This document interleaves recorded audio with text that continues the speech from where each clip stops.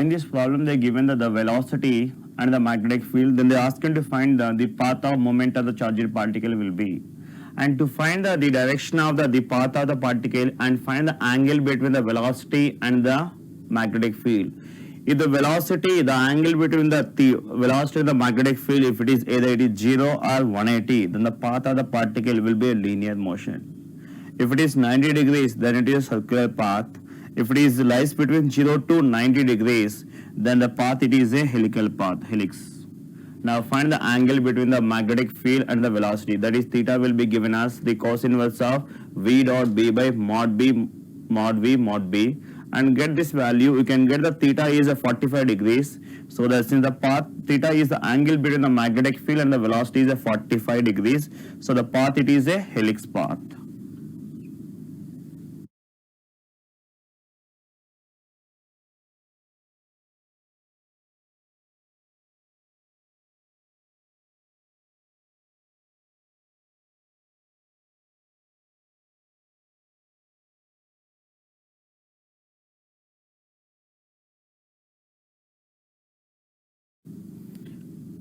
In this problem, yes, they has given two conductors. The one conductor is carrying a current y direction, the other conductor is carrying a current along x direction. And they are asking to find where the magnetic field will be 0. They are asking to find the locus where the magnetic field will be 0. See this thing here, in this conductor the current is flowing along x direction. Now according to right hand rule, the magnetic field at this point to the first conductor, it is a cross, that is into the board. At this point the magnetic field will be a outside will be. And for this one here also it is a cross and this is a dot now. The magnetic field to the first conductor, that is which is flowing along the x direction. At this point magnetic field is cross, that is into the board, and here also into the board, and here it is outside and this is also outside. Now for this conductor, the magnetic field due to this one, at this point the magnetic field is into the board, so it is a cross, and here also it is a cross, and here it is outside, here also it is outside. Right. Now here, now if you observe this one in the second and the fourth coordinate, the magnetic field both are in the same direction. So then it is never be possibility to have a magnetic field will be 0. And here also it will be both magnetic field in the same direction. So the magnetic field will never be 0 at in the fourth and the second coordinate. Now in the first and third coordinate, see this thing here, the magnetic field of first conductor it is into the board and second conductor is outside will be. So there is a chance to become magnetic field will be 0 in the first coordinate as well as here also. To make the magnetic field in the first and third coordinate should be 0, so the net magnitude should be equal. The magnetic field of first conductor is one is outside, the other one is inside. So now if I say the magnetic field of first conductor is B1, magnetic field of second conductor is B2, if these two magnitudes are equal, since both are in opposite direction, the net field will becomes 0. So find this B1 now. B1 will be given as, since it is infinite conductor, that is mu naught I by 4 pi, that is 2 pi rho, where rho is the perpendicular distance for this conductor. This is a y.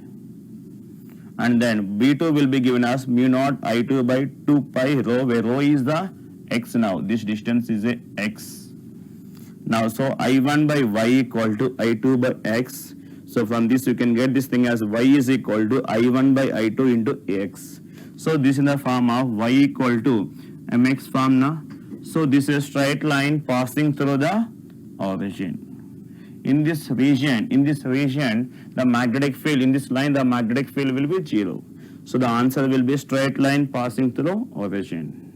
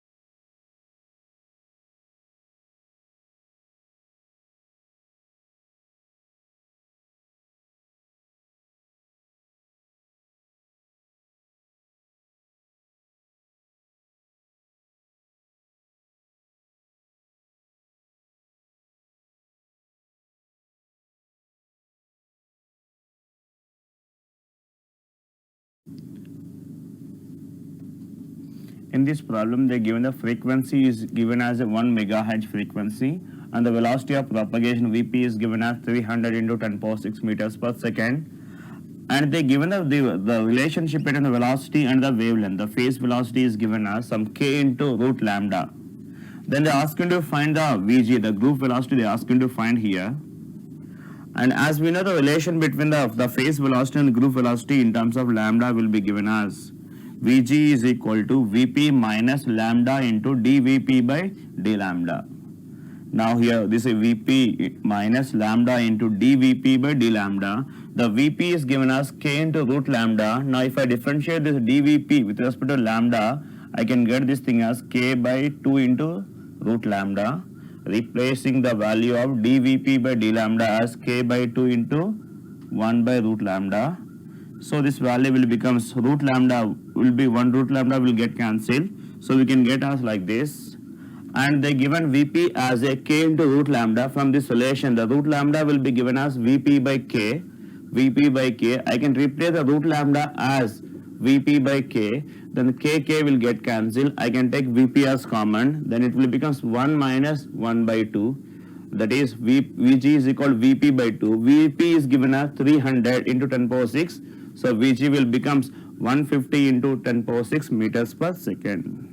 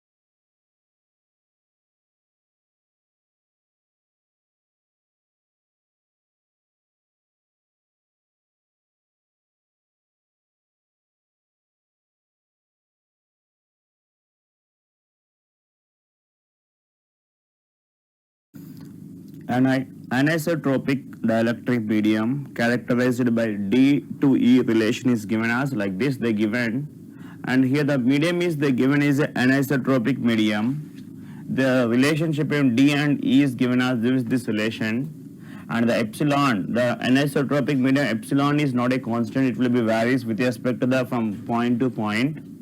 So D is given as epsilon into Ex, and they given E as a 2 into Ax plus Ay. Now I need to find dx, dy, dz by using this one. Ex is given as a 2, Ey will be a 2, and Ez is a 0. Now dx will be equal to 3 epsilon naught into 3 into 2, 6 plus 2, and dy will be given epsilon naught into, that is 2 plus 6, and dz is given as epsilon naught into, this is 2 into 2, 1 into 2, that is 4. Then finally the d will be given as dx ax plus dy ay plus dz az. Then finally you can get this thing as d is given as, that is 8 epsilon naught into ax plus 8 epsilon naught into ay plus 8 epsilon naught into az.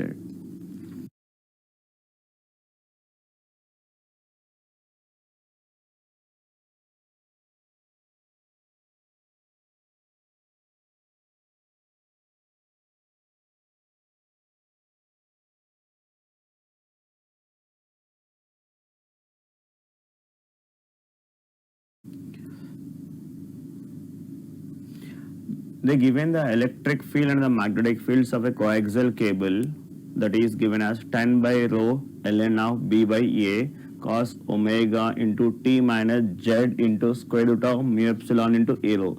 The wave is propagating along the z direction, and the electric field is along the rho direction, and the magnetic field is along the phi direction is given. Then they ask you to find the power passing through the coaxial cable will be. The power will be given as the surface integral of the P average in dot ds. The P average is the average Poynting vector that is given as 1 by 2 the real part of E cross H star. Now 1 by 2 real part of E cross H star, I can find this thing. You can get this value as a like this manner. That is 1 by 2, that is 10 into 5 by, that is 2 pi rho square ln of B by A, and the direction of electric field is along the rho direction and magnetic field is along phi direction. Cross product means A rho cross A phi will be AZ. Now I need to find the power. The power is given as the Poynting vector dot ds. ds is the differential surface area in a rho phi plane, that is rho d phi, and direction is normal to rho and phi, that is along the z direction. Now, and do simplify this thing, ds will be rho d phi dz. Do simplify this thing. Here the rho limits are a to b, where a is the inner radius and b is the outer radius of the coaxial cable, and the phi is from 0 to 2 pi. And do simplify this thing, you can get this as a 25 watts.